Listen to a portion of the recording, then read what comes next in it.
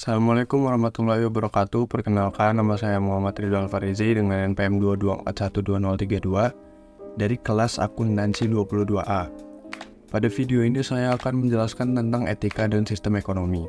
Sebelum itu, apakah yang dimaksud dengan etika dan apakah yang dimaksud dengan sistem ekonomi? Kata etika berasal dari bahasa Yunani yaitu ethos yang berarti tampak dari suatu kebiasaan. Dalam hal ini, objeknya adalah tindakan, sikap, atau tindakan manusia. Etika secara khusus adalah bidang yang mempelajari bagaimana seseorang berperilaku dan berperilaku baik dalam lingkungan sosialnya yang terikat pada aturan dan prinsip yang dianggap tepat untuk sebuah tingkah laku.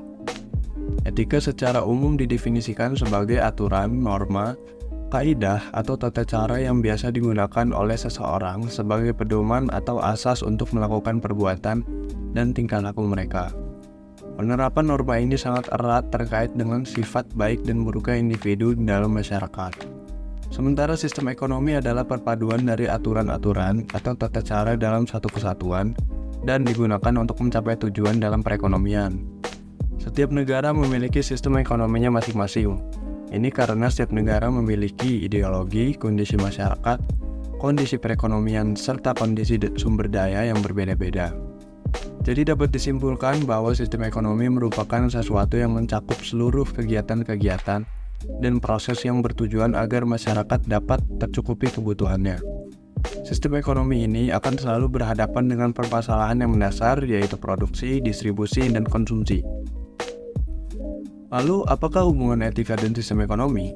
Dalam konteks sosial dan ekonomi, hubungan antara sistem ekonomi dan etika sangat kompleks dan penting.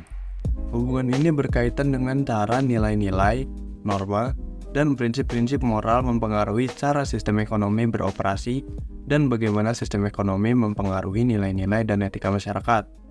Sistem ekonomi yang ada sering mencerminkan nilai-nilai dan prioritas masyarakat di dalamnya.